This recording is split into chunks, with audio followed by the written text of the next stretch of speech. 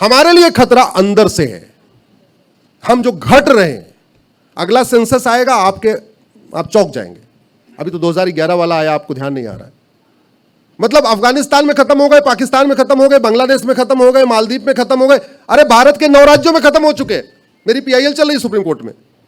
800 जिलों में से 200 जिलों में खत्म हो चुके हैं, यानी 25% जिलों में खत्म हो गए। 6000 तहसील में से 1500 तहसीलों में खत्म हो गए, यानी 25% तहसीलों में खत्म हो गए। बॉर्डर पे 300 तहसीलें 300 की 300 में खत्म हो चुके हैं। अब क्या मतलब इधर भी खत्म हो जाएंगे तब ध्यान आएगा क्या?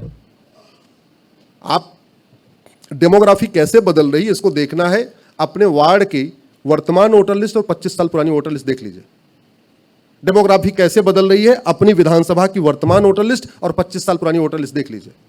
अपनी लोकसभा की वर्तमान वोटर लिस्ट, 25 साल पुरानी वोटर लिस्ट देख लीजिए, फिर पता चलेगा आपके वार्ड की भी डेमोग्राफी बदल गई है, आपकी विधानसभा की डेमोग्राफी बदल गई, आपकी लोकसभा की डेमोग्राफी बदल गई। और यह हमारे लिए बहुत बड़ा खतरा है। बहुत जल्दी सैटेलाइट से सर्वे होने के बाद पता चलेगा कि मंदिर से ज्यादा संख्या चर्च और मस्जिद की हो चुकी है। और यह बड़े प्लान्ड वे में किया जा रहा है, बड़े प्लान्ड वे में काम किया जा रहा है उनको, क्योंकि अल्टीमेटली अगर कुछ डिक्लेयर करना है तो यूएन तो कहेगा तुम सर्वे करके दिखाओ सैटेलाइट से। तो पता चला 1 किलोमीटर के एरिया में मंदिर तो 5 है, मस्जिद और चर्च 8 है। क्या करोगे आप? और ये बड़े प्लान वे में। अच्छा, स्ट्रक्चर भी कैसे कैसे बन रहे हैं, जो इस्लाम में हराम है वो भी बनाया जा रहा है। जैसे मजार, दरगाह, पक्का कब्रिस्तान बनाना इस्लाम में हराम है। अरब, Dubai, Kuwait, Abu Dhabi, Bahrain में एक भी मजार नहीं है, एक भी दरगाह नहीं है, एक भी पक्का कब्रिस्तान नहीं। ला इलाहा इल्लल्लाह का मतलब क्या है? अल्लाह के अलावा और कोई दूसरा इबादत योग्य नहीं है। तो फिर हाजी अली में किसकी इबादत हो रही है? हाजी अली से निकलते समय मुझे एक चीज ध्यान आता है कि अभी तो इतना पाट वाट दिया तब भी इतना पानी है। तो जिसकी दरगाह, भाई दरगाह तो वहीं बनती है ना जहां व्यक्ति अंतिम सांस लेता है। तो हाजी अली साहब उस पानी में जाके अंतिम सांस लिए कैसे होंगे? ये सोचना पड़ेगा। हाँ, चलो ठीक है। तो बात फिर वही आ गई, करप्शन। करप्शन हमारे लिए खतरा है कि नहीं? जोर से बोलिए। वित्त मंत्रालय कहता है कि भारत में 80% लोग पर डे 100 रुपए से कम खर्च करते हैं। यह वित्त मंत्रालय का आंकड़ा बता रहा हूं। मात्र 20% लोग पर डे 100 रुपए से ज्यादा खर्च करते हैं। तो जब 80% 100 रुपए से कम खर्च करते हैं और केवल 20% ही लोग पर डे 100 रुपए से ज्यादा खर्च करते हैं, और जो ज्यादा खर्च करते हैं उनके पास एटीएम, पेटीएम, भीम, UPI, debit card, credit card सब कुछ है, तो 100 रुपए से बड़े नोट की जरूरत है क्या? जोर से बोलिए जरा। 2000 वाली बंद हो गई है, 1000 वाली बंद हो गई है, एक धक्का और दो, 100 की नोट 500 को लिखना शुरू करिए फेसबुक पे कि ये 500 की नोट हमारे लिए बारूद के समान है। मैं आपसे कह रहा हूं 100 रुपए से बड़ी नोट बंद हो जाएगी, हमारे 25% खतरा हमारे लिए कम हो जाएगा। 25% खतरा कम हो जाएगा, 25% जिहाद खत्म हो जाएगा, 25% लैंड ग्रैबिंग खत्म हो जाएगी, 25% करप्शन खत्म हो जाएगा। एक कमांडेंट पकड़ा गया बॉर्डर पे, 22 करोड़ उसके पास मिला है, सिलीगुड़ी के बॉर्डर पे, बंगाल बॉर्डर पे। अगर उसने एक घुसपैठियों को अंदर कराने के लिए 2000 रुपए लिया होगा तो 22 करोड़ में कितने घुसपैठिए अंदर कराए? जिसकी मैथ अच्छी हो बताओ जरा। 22 करोड़ में कितने लोगों को अंदर कराया होगा? 1,10,000। मेहता जी 22 करोड़ लिया, 2000 पर हेड उसने घुसपैठियों का लिया, कितने लोगों को अंदर कराया? 1,10,000 लोगों को। एक कमांडेंट बीएसएफ का, और 22 करोड़ तो पकड़ा गया, उसके पहले पकड़ा भी नहीं गया होगा। कितने घुसपैठियों को अंदर करा दिया? ये 100 रुपए से बड़ी नोट बंद हो जाए, वो बॉर्डर का करप्शन खत्म हो जाएगा। 100 रुपए से बड़ी नोट बंद हो जाए, अंदर का भी करप्शन खत्म हो जाएगा। ये जो आरटीओ ऑफिस के दलाल बनवा रहे हैं ना, 3-3 हजार में ड्राइविंग लाइसेंस बनवा के दे रहे हैं, नगर निगम वाले वो बर्थ सर्टिफिकेट बना के दे रहे, ये रुकेगा।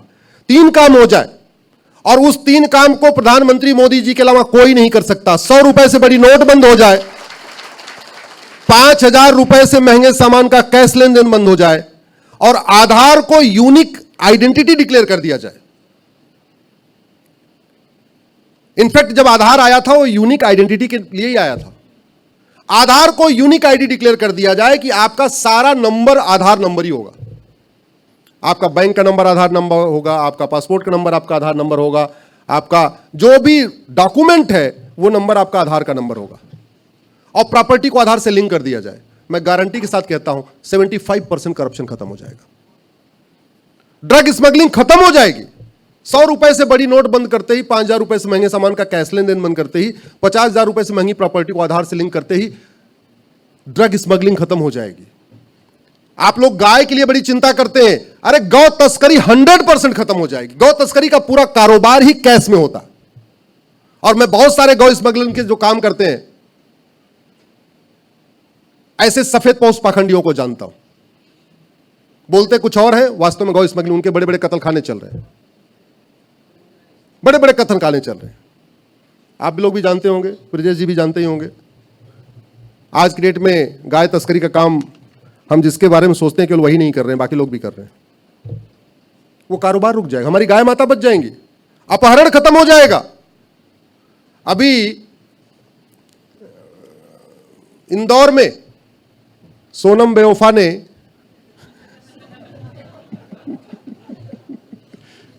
कितने लाख का ठेका दिया था? 20 लाख का। कैश नहीं होगा तो कॉन्ट्रैक्ट किलिंग होगी क्या? जोर से बोलिए।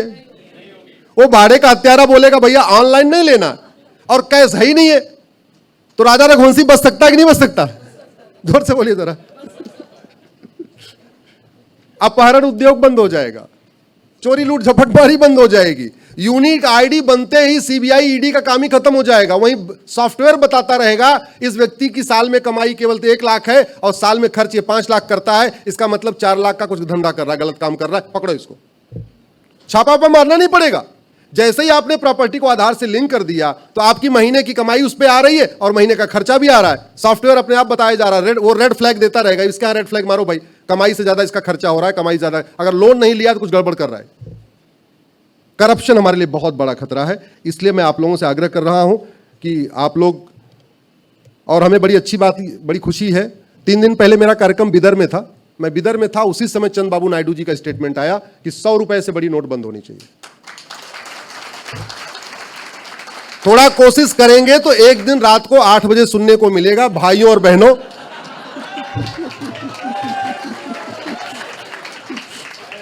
थोड़ी सी कोशिश कर दीजिए, और कुछ नहीं करना है। अपने सांसदों विधायकों को बोलते रहना है, मिलते रहना है, टोकते रहना, और अपने फेसबुक पे लिखते रहना है कि 100 रुपए से बड़ी नोट बंद होना चाहिए। आपको बहुत जल्दी शाम को 8 बजे सुनने को मिलेगा, भाइयों और बहनों आज के बाद से 500 की नोट बंद हो गई। कोशिश करिए, थोड़ा डिमांड तो करिए, डिमांड करेंगे सप्लाई होगी। दूसरा हमारे लिए जो सबसे बड़ा खतरा वो है पॉपुलेशन। इधर 10 से ऊपर वाला कोई है क्या जिसके 10 से ज्यादा बच्चे हो? कोई नहीं है? अच्छा, 5 से 10 वाले ब्रैकेट में कोई? 4, 3, देखो 4 के लिए 2 लोगों ने हाथ उठाया, इनको जोरदार ताली बजाइए इनके लिए। बहुत इन्होंने महत्वपूर्ण काम किया है। हम दो हमारे दो, ज्यादातर मेजॉरिटी यही है। दिल्ली एनसीआर में मैंने सर्वे करवाया है। पॉपुलेशन को आपको देखना है तो सबसे बढ़िया आप टीचर से मिलिए, प्राइमरी के टीचर से, क्योंकि उसकी ड्यूटी लगती है कुटुंब रजिस्टर बनाने में। हम प्राइमरी के अध्यापकों से मिलते रहते हैं।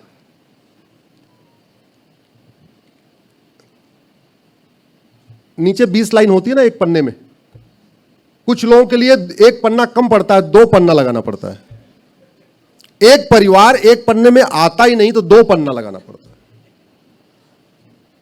एक अध्यापिका से मैं बात कर रहा था, तो कितने हैं? बोले जी 24 के परिवार मिले हैं।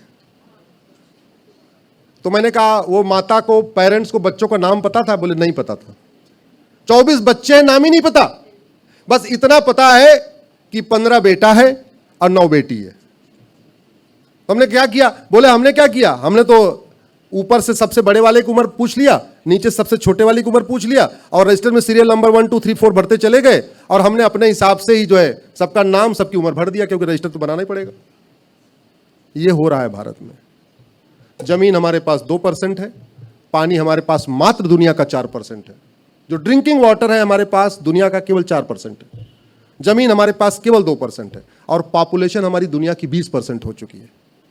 अब एक बात समझ में नहीं आती है, अगर सब लोग हम दो हमारे दो कर रहे हैं तो कानून कितना भी खतरनाक आ जाए कोई दिक्कत है क्या जोर से? और सब लोग नहीं कर रहे तो कानून आ जाएगा तो हम दो हमारे दो करेंगे कि नहीं करेंगे? अब कुछ लोग कहेंगे नहीं नहीं नहीं मानेंगे, मैं कहता हूं गारंटी के साथ मानेंगे। संविधान का आर्टिकल 11 यह कहता है कि नागरिकता देने और नागरिकता लेने के लिए कानून बनाइए। आर्टिकल 11 ये पार्लियामेंट को पावर देता है कि आप सिटीजनशिप देने और सिटीजनशिप लेने के लिए कानून बनाइए। और वो कानून बना भी है 1955 में, जो सिटीजनशिप एक्ट है। लेकिन इतना सड़ा हुआ कानून, इतना घटिया कानून है, घुसपैठियों ने नागरिकता ले लिया लेकिन आज तक किसी आतंकवादी की नागरिकता नहीं गई है। नागरिकता लोग लेते जा रहे हैं, लेते जा रहे हैं, लेते जा, किसी जा नहीं रही है। उस कानून को बदलना पड़ेगा, एक यूनिफॉर्म सिटीजनशिप कोड बनाना पड़ेगा और यूनिफॉर्म सिटीजनशिप कोड को सीधे सीधे हम दो हमारे दो से लिंक करना पड़ेगा। भारत की लगभग 50% समस्याओं का मूल कारण जनसंख्या विस्फोट है। जल जंगल जमीन की समस्या, रोटी कपड़ा मकान की समस्या, गरीबी की समस्या, भूखमरी की समस्या, कुपोषण की समस्या, प्रदूषण की समस्या, air pollution, water pollution, noise pollution, सड़क पे भीड़, रेल में भीड़, जेल में भीड़, थाने में भीड़, तहसील में भीड़, हर जगह भीड़ ही भीड़। मूल कारण क्या है? सरकार जब तक 2 लेन की सड़क बनाती है 4 लेन की ट्रैफिक आ जाती है। सरकार जब तक 2 करोड़ लोगों को घर बना के देती है तब तक 10 करोड़ बेघर पैदा हो जाते। सरकार जब तक 2 करोड़ रोजगार जनरेट कर पाती है 10 करोड़ बेरोजगार पैदा हो जाते। जब भारत की पॉपुलेशन 40 करोड़ थी तो भारत में 4 करोड़ लोग गरीबी रेखा के नीचे थे। तो कितने परसेंट हो गए? 10%। आज भारत की पॉपुलेशन लगभग 150 करोड़ है, सरकार 145 कह रही है, 150 मान के चलिए। और आज कितने करोड़ लोगों को मुफ्त में राशन दिया जा रहा है? जोर से बोलिए जरा। 83, अब 83 हो गया। तो 40 करोड़ पॉपुलेशन में 4 करोड़ लोग गरीबी की रेखा के नीचे, यानी 10% लोग गरीबी रेखा के नीचे थे। आज 150 करोड़ में 83 करोड़ लोगों को मुफ्त में राशन देना पड़ रहा है, तो कितने परसेंट हो गए? लगभग 65% हो गए। तो गरीबी बढ़ रही है कि घट रही है? जोर से बोलिए जरा। बढ़ रही है। बर्बाद हो जाएगा भारत। पानी का ग्राउंड लेवल नीचे जा रहा है। अरे सब कुछ कर लोगे, ग्राउंड लेवल कहां से टॉप अप करोगे आप? कैंसर की बीमारी बढ़ रही है, क्यों? क्योंकि एक्सेस खाद डाली जा रही है गेहूं पैदा करने के लिए। आप जो रोटी खा रहे हो, रोटी जो है, आप रोटी नहीं खा रहे हो, वो कैंसर का टुकड़ा खा रहे हो। आप जो कुछ दूध पी रहे हो 70% दूध मिलावटी। अभी एक गोरखपुर में खालिद पकड़ा गया, वो तो 25 लीटर दूध में 40 कुंतल पनीर बनाता था। 25 लीटर दूध में 40 कुंतल पनीर। आप कुछ भी शुद्ध खा नहीं रहे हो। अगर आपको अगर गलतफहमी है तो मैं आप ठीक कर दे रहा हूं। आपकी हवा शुद्ध नहीं, आपका पानी शुद्ध नहीं, आपकी सब्जी शुद्ध नहीं, आपका दूध शुद्ध नहीं, आपका पनीर मिठाई शुद्ध नहीं, आपका फल शुद्ध नहीं, आपका जूस शुद्ध नहीं। आप लगातार बीमारी ले रहे हो। आप दुनिया के सबसे ज्यादा कोलेस्ट्रॉल के मरीज भारत में हो गए। दुनिया के सबसे ज्यादा डायबिटीज के मरीज भारत में हो गए। दुनिया के सबसे ज्यादा कैंसर पेशेंट भारत में हो गए। बीमार लोगों का भारत बन रहा है। और मूल कारण शुद्ध कोई चीज मिल नहीं रही है। शुद्ध क्यों नहीं मिल रही है? डिमांड ज्यादा है, सप्लाई कम है।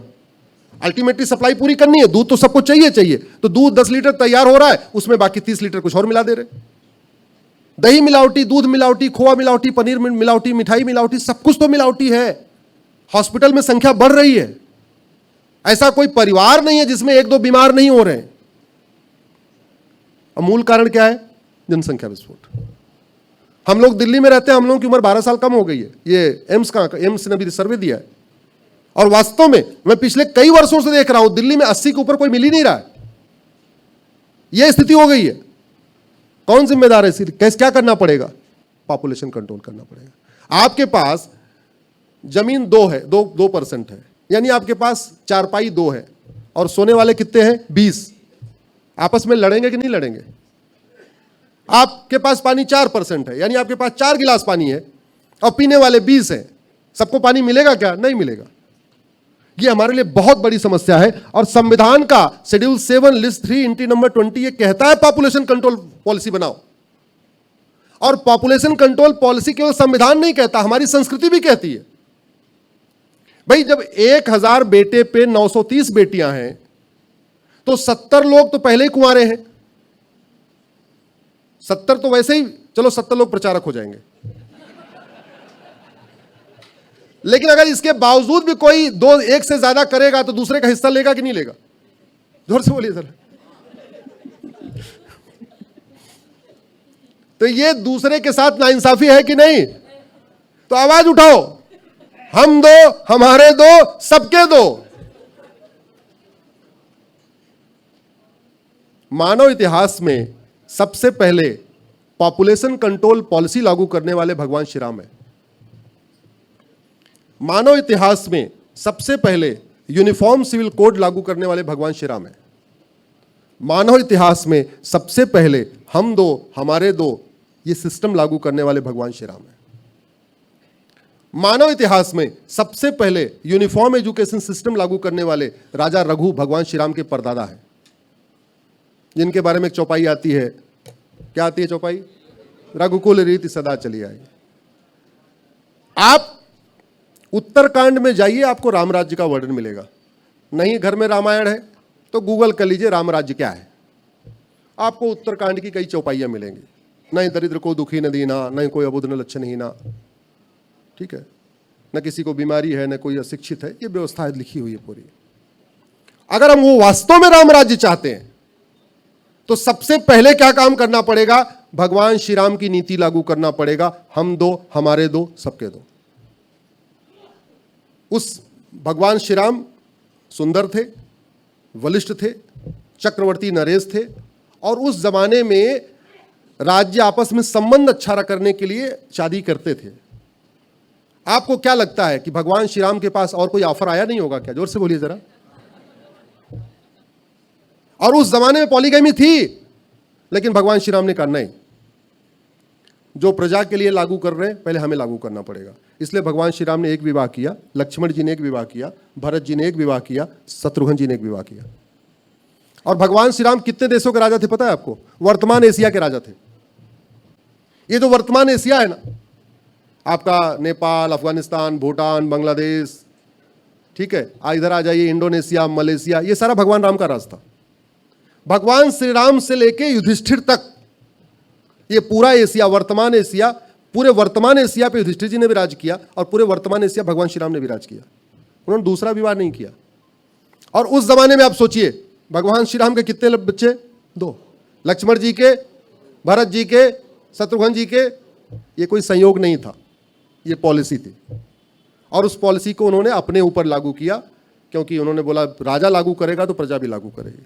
ये हमने सिस्टम किया। तो संविधान भी कहता है, हमारी संस्कृति भी कहती है, आज की आवश्यकता भी है, नहीं अगर इसको करेंगे हम बर्बाद हो जाएंगे।